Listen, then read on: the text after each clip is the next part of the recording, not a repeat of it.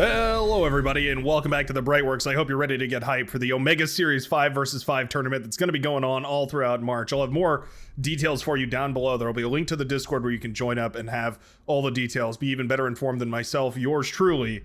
This is going to be a good match. I feel like we should warm up today by taking a look at some 5v5s that were played at the tippity top of the leaderboard, see what maybe is going to be going on as we head into this awesome tournament. I'm super excited for it. There's qualifiers, there's a $1,500 prize pool as well that these commanders are going to be vying for control over. It's going to be a really good event. Definitely go check it out down below. There's also a link to my Discord in case you'd like to join up on the Brightworks today. Let's meet our commanders, shall we? Spawning on the western side, representing the red team is a Cortex commander with already grand plans of an air lab and a bunch of solar panels on Comet Catcher today, Mr. Tumnus, coming in at 31 true skill and plenty of silver bars to boot. Going to be showing us what exactly that Cortex commander is capable of when they go into air. I'm expecting shurikens, I'm expecting bombers, I'm expecting scouts, I'm expecting a whole lot from our red commander today. All the way across the map, spawning on more of a frontline position here, Lord Vador. Singing the Song of the Sith here as he pushes forward with the Cortex commander. Going to be going into a vehicle bay, looking pretty stock standard here. We do have an LLT in the backline, and I love to see that, especially because we went for the forward position vehicle bay. Means that there's not going to be a whole lot of defense in the back right here, so this LLT ensures that any scouts are going to have a much harder time getting in here and mucking with the gears of the Cortex grinding machine. That being said, it's not like some couldn't sneak into the cracks and crevices right here. Always have to be very careful about that. One of the trickiest things about placing those LLTs is figuring out how to cover the most of your area with the least amount of static defense. Already, we do see units across the field here. Looks like we have a rover coming out right now from Palm, sending it across the top half of the map. Vador does spot it at the very least, so this is going to be well detected. He starts up an anti-air tower, maybe thinking that was an air scout here. Not the case. We also have a rover moving across on the southern side right here as well. Going to be headed toward Patches Jr.'s base. Probably not going to be able to get a whole lot of well, actually, there's not an LLT here for Patches Jr., so could maybe pick off an LLT. At the very least, shut down some of those solar panels. Not going to be the case here, though. Heads instead towards Twisted General's base, who does have an incisor out to defend. I think this will be deflected quite nicely. Oh, we do see a kill over here, though. Yeah, sniping the air player's metal extractor. Quite annoying. Air player obviously not going to have anything to defend themselves for a good long while here.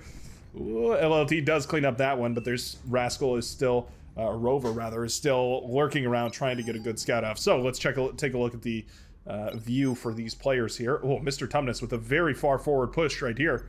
All right. I don't mind it whatsoever. Yeah, using the scouts here to figure out where the enemy's commander is, where all the enemy's positioned. Actually opening up a lot of opportunities here. This is what the red team sees, by the way. We'll switch back into the overview mode, the spectator mode. Mr. Tumnus going for a killer play over here. Drops the commander, sets it down in base. Oh, there was an anti-air tower here, but the commander was set down just outside of the range of it. Yeah, the commander's going for the D-gun here. Beautiful, beautiful play. Gonna D-gun down the lab right here. Takes out... Whoop, there we go. Takes out the metal extractor as well. Got to get that LLT. Oh, that LLT does a lot of damage to the commander. Commanders rather are actually specifically nerfed against LLTs. Somebody was asking about that at one point during one of the videos, and I wanted to clarify. The LLT is extremely good against commanders specifically. There's a little bit of a damage number tweaked for them. Oh, the transport coming in for the clutch here. Grunt goes down and the commander gets picked up. Oh no, Patches Jr. in a terrible, terrible position now. Counterattack has been sent across the map to try and equalize the damage here. Already, though, so much damage done on the other side of the map. These incisors are going to have to ravage this base right here. LLT comes up. We could definitely help that out with some of the build power, but already incisors from the Tan player are here to try and clean all this up. All said and done, I think this is just going to be a massive metal donation. Yeah, Blitz is out as well. I think all of this will be cleaned up quite nicely here for the yellow commander, who also, coupled with the opponent across the map not even having a base anymore, is definitely going to be in one hell of a position. Metal extractor even stays up and standing right now. Oh no. This is already looking hot and spicy right here for the red team. Down on this other side, Mr. Tumnus, instead of going into heavy air commitment, right, we still have the air lab out, and we certainly could still go into some troops of some sort. I wouldn't mind seeing some shuriken just to catch some of these runaway units here. But definitely using the commander, using the lack of units, the lack of anything on the front, and using it to actually get a commander out on the field as quick as possible. Patches Jr. forced to rebuild from essentially nothing here. Very tricky spot to come back from. Grunts running by all over the place, though, trying their very best. We are going to blast down a blitz over here. Ooh, the LLT in base, though, is going to stop that quite nicely. All said and done. Oh, some more aggression on the northern side, actually.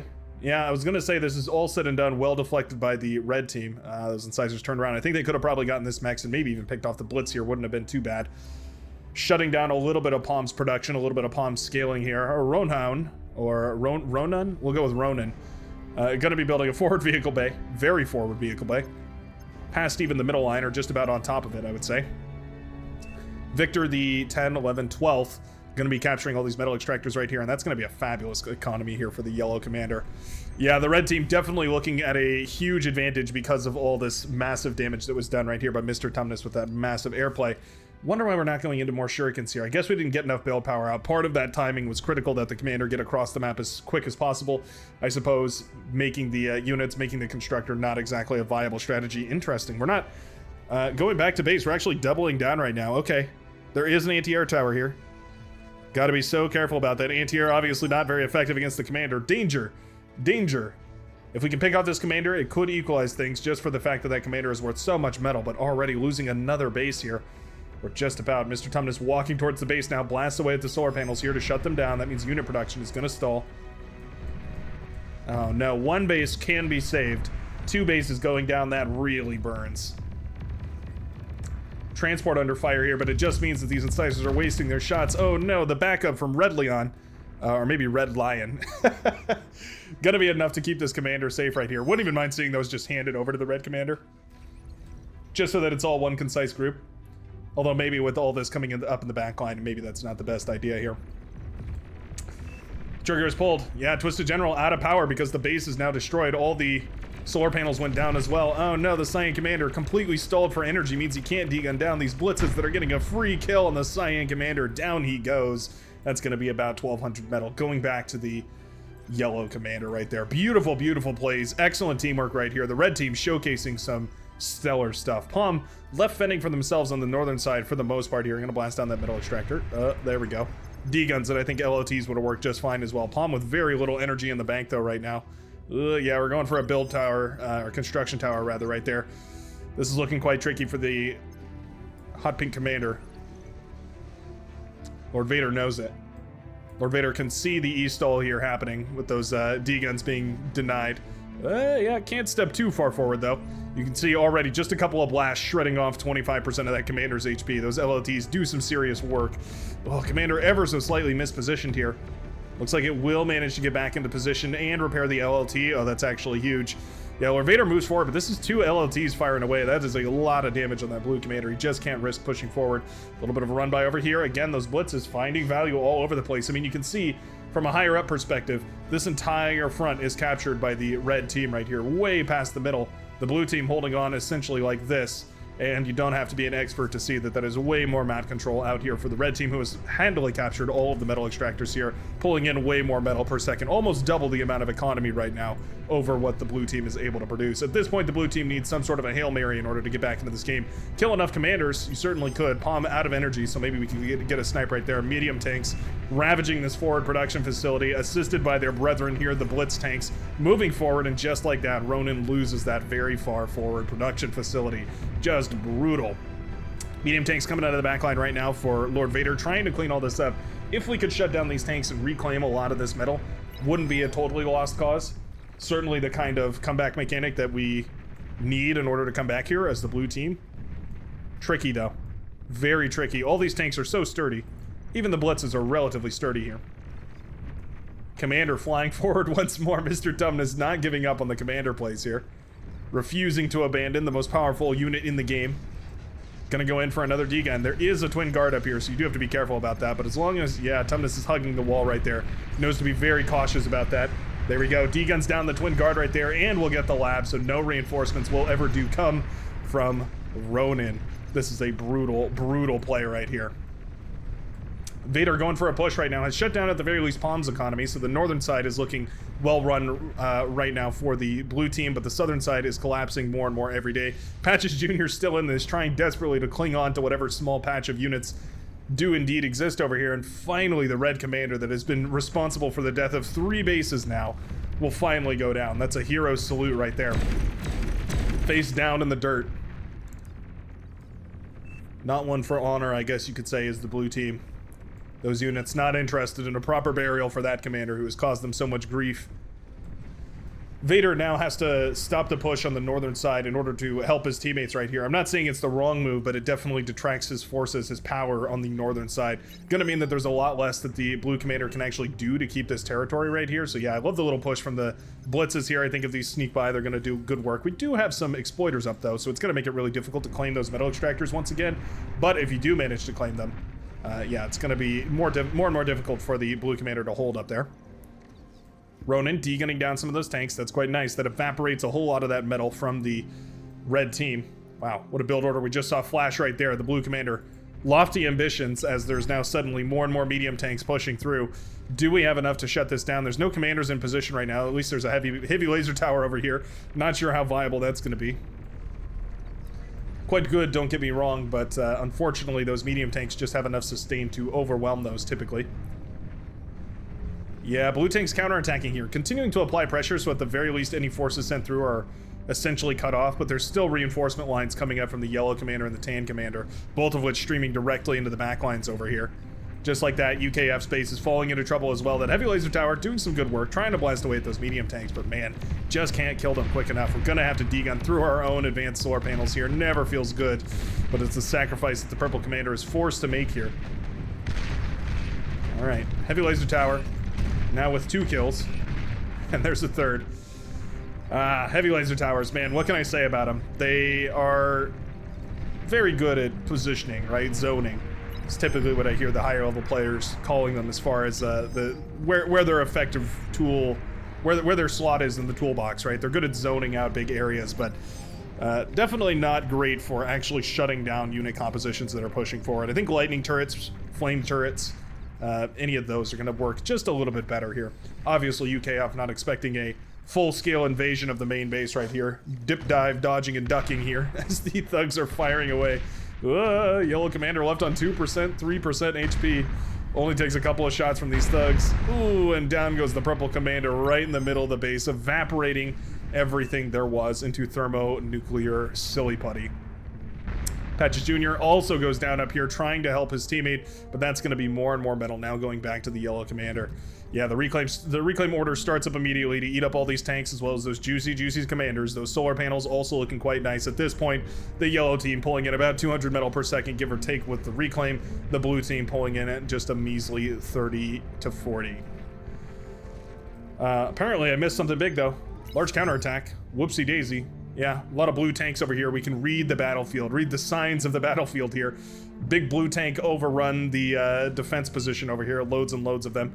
Did finally blow up the red base over here, as well as scuff up part of the base right here for Red Lion. Looks like there was a vehicle bay that went down, but we're switching into bots right here, no doubt, to get the res bots across the field and eating up a lot of that juicy metal. Despite how many tanks are out here, we're never going to be able to sustain this unless we get reclaim over here. So we need a constructor of some sort eating the metal from this wreckage field. It's the only way that this tank battle is going to be efficient right here for the blue commander. Ronin rebuilding on the front over here. We also have bot labs. Yeah, we have res bots going in that direction. Okay, we're making the right moves right here.